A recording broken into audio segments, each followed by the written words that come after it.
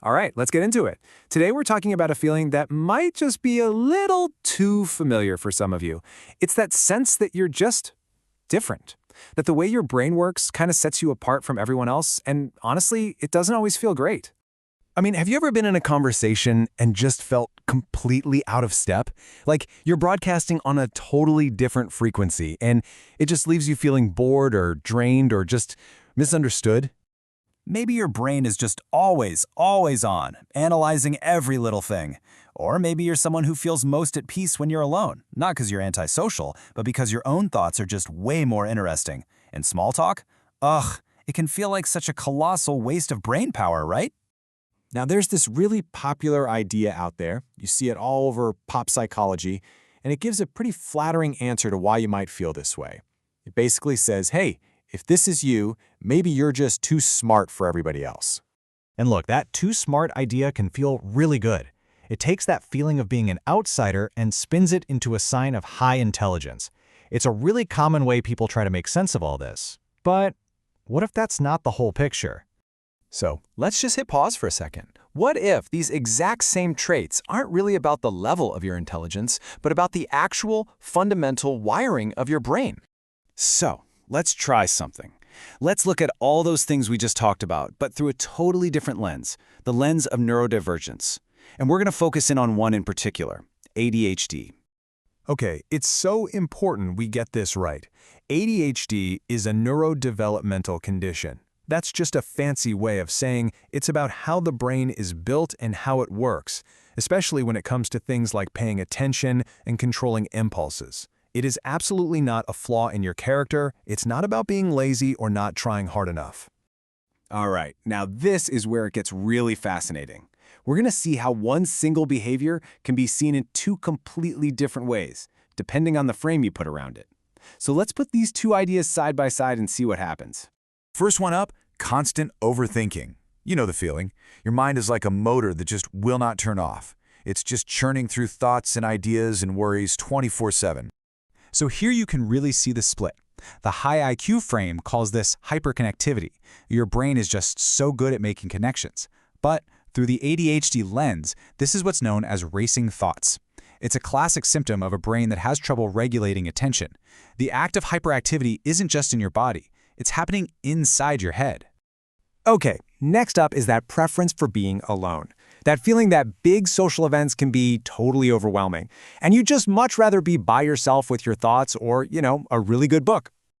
That too smart idea says your inner world is just more exciting. Fair enough, but the ADHD perspective offers another reason. Social stuff can be really hard.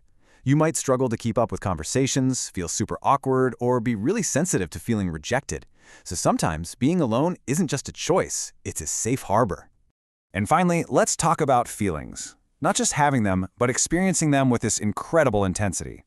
Whether it's joy or anger or sadness, it's all dialed up to 11, and it can feel totally overwhelming for you and sometimes for the people around you. So from one point of view, this is heightened emotional processing.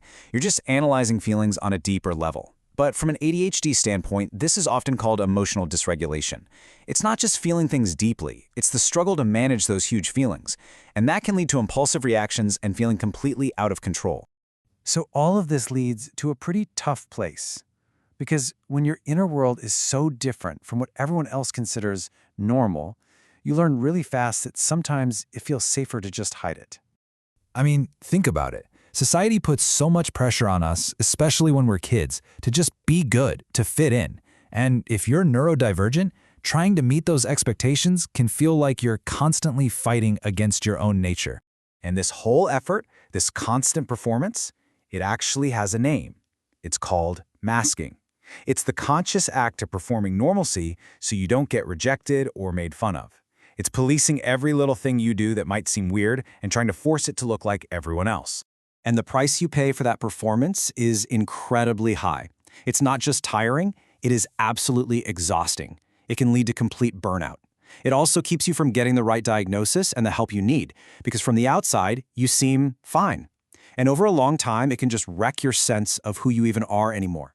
Man, this quote from Jessica McCabe of How to ADHD just hits so hard. It really shows you the devastating price people pay. It's not just about fitting in, It's about the shame and the self-hatred you feel when that mask inevitably starts to crack. So instead of being seen as too smart, the reality for so many people is just a lifetime of being slapped with negative labels.